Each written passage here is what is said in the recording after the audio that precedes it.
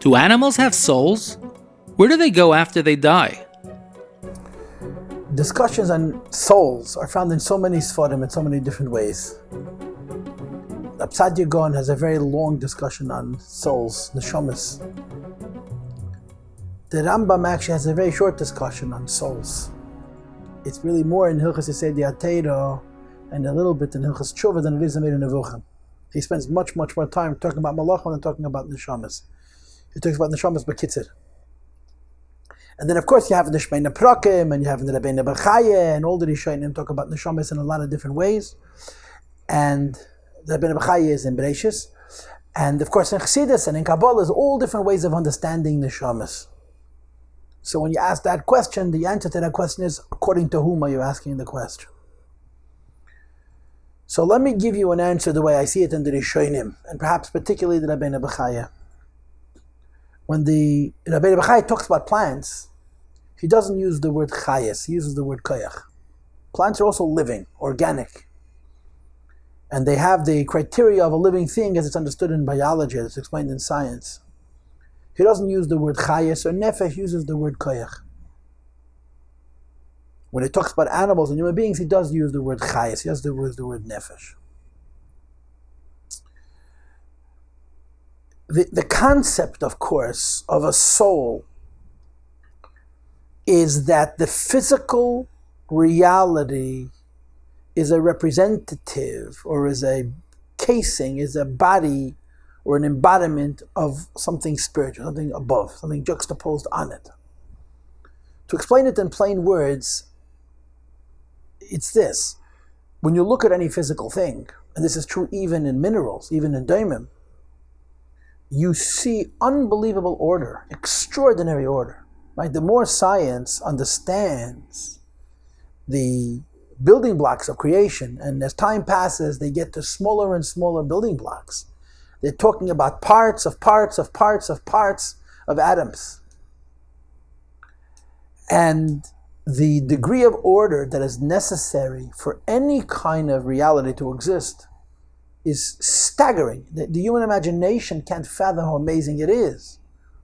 The question becomes, can this kind of order be contributed to physical properties alone?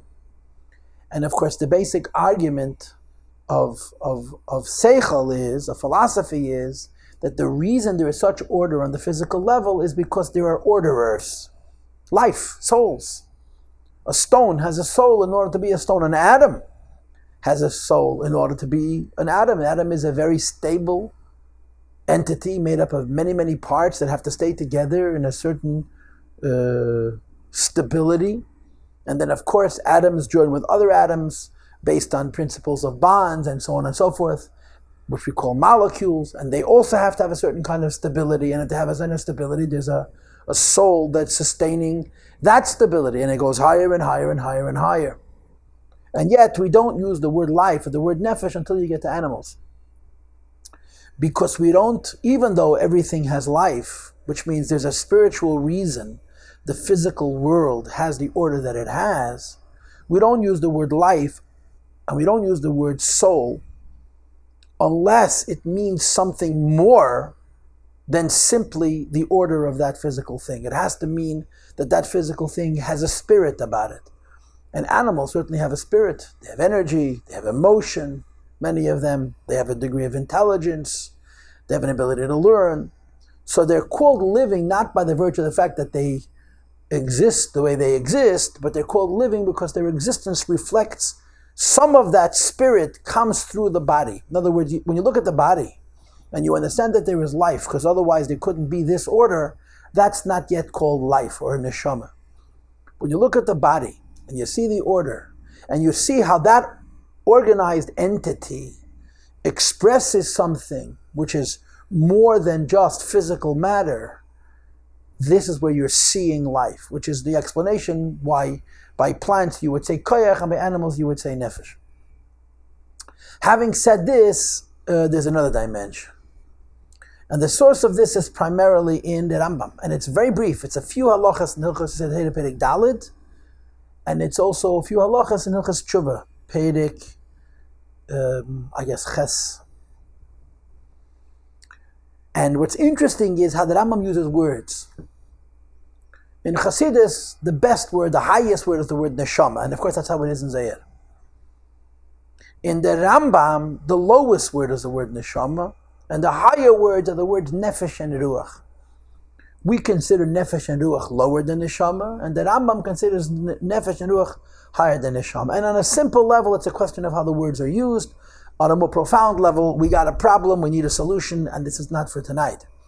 But basically what the Rambam says is that Neshama is the level of soul which human beings have in common with animals. Animals are alive. And as I said before, they're not just alive because they have order, but because their body expresses a spirit. That spirit is called Neshama, in the word of the Rambam. Human beings have that Neshama as well. But this life has a limitation. What's the limitation? And I guess I'll rephrase it. There are physical things that are alive, that the only symptom of that life is the order of their physicality. There are physical things that are alive, that the symptom of their being alive is not only their physicality, but their spirit, their energy, their neshama comes through the body. But even this second level, where you have a living thing, that the body doesn't only reflect life in its order, but the body reflects life in its spirit, as animals do, and as human beings do.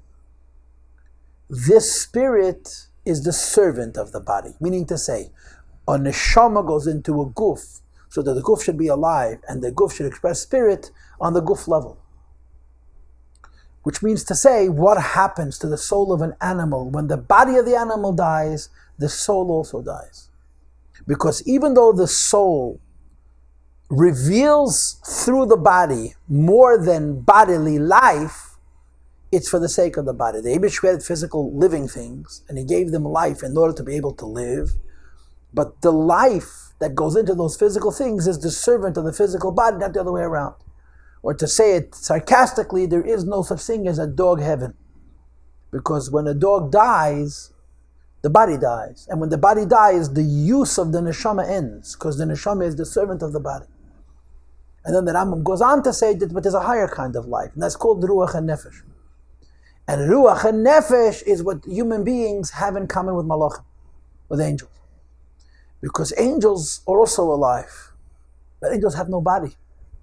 Angels are pure soul, pure life, particularly in Shittas HaRambam, that the Rambam holds, not like the Ramban that says Eisa Malachim V'Ruchim M'Sharsev Eish Leyet, that says in Chassidus, that the Ramban holds that Malachim also have gufes, but they're made of the two Yeseides Dakim of Eish and Ruach.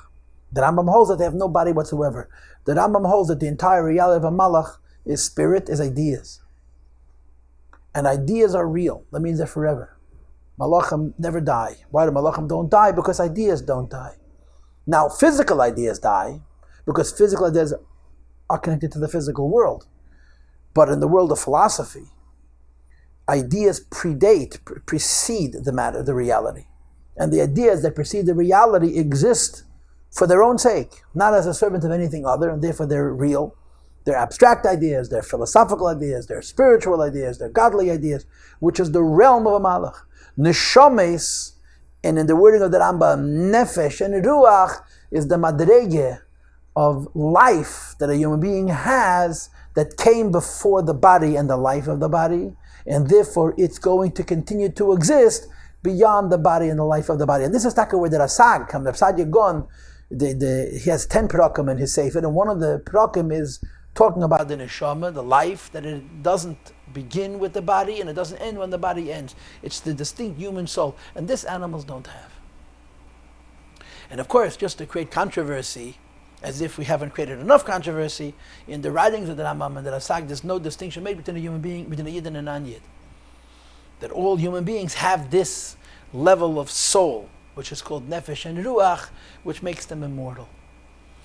And the other side of this coin is what he writes in Hilchos Tshuva, that even though every human being, besides for the soul which he calls neshama, that you have in common with animals, that when the body dies, the soul dies, there is a soul which predates the body and therefore survives the body, which is called nefesh and ruach. But a yid a person through sin can achieve Kodesh, Rachman al-Atzan. Kodesh means that the Ruach and the Nefesh will die. And of course, he can also achieve the opposite of Kodesh, which is Chayim Nitzchiyim. And this is the difference between Nefesh and Ruach as it is in a human being, and Nefesh and Ruach as it is in a Malach. A Malach never goes into the body, he never has the challenge. So he doesn't have the schar, but he doesn't have the risk of Kodesh. Mashenk in a human being. This is how it's described in the Rambam.